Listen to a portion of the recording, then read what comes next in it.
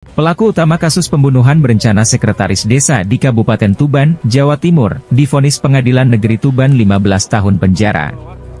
Vonis yang dijatuhkan kepada pelaku utama ini lebih ringan dari tuntutan jaksa penuntut umum, yaitu 18 tahun penjara, sementara itu pelaku kedua yang membantu proses pembunuhan, divonis 10 tahun penjara. Pengadilan Negeri Tuban Kelas 1B kembali menggelar sidang kasus pembunuhan berencana yang menewaskan Agus Sutrisno, Sekretaris Desa Sidonganti, Kecamatan Kerek, Kabupaten Tuban, Jawa Timur, di kantor pengadilan negeri setempat. Oleh majelis hakim, tersangka utama yang bernama Jano, 45, warga Desa Guoterus, Kecamatan Montong, Tuban, yang melakukan pembunuhan berencana terhadap Sekdes Sidonganti itu, divonis 15 tahun masa kurungan. Sementara sang adik Nardi, 43, yang ikut membantu membunuh Sekdes, divonis 10 tahun masa kurungan.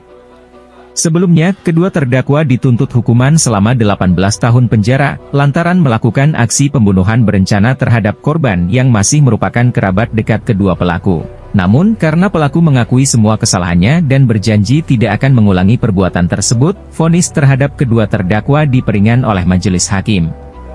Juru bicara Pengadilan Negeri Tuban Kelas 1B, Rizky Zanwar mengatakan, usai bacaan putusan oleh majelis hakim, kedua terdakwa berserta penasehat hukum menyatakan akan pikir-pikir terlebih dahulu, sehingga keduanya akan diberi waktu selama 7 hari ke depan untuk menyatakan keberatan atau mengajukan banding.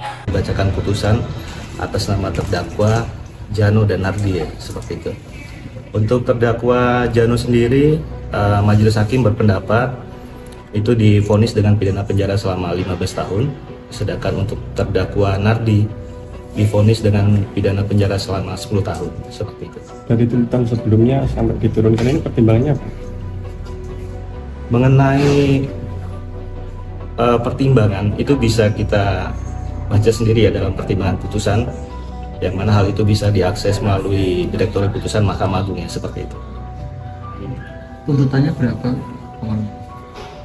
Untuk tuntutan itu dalam perkara terdakwa Jano dan Nardi itu selama 18 tahun.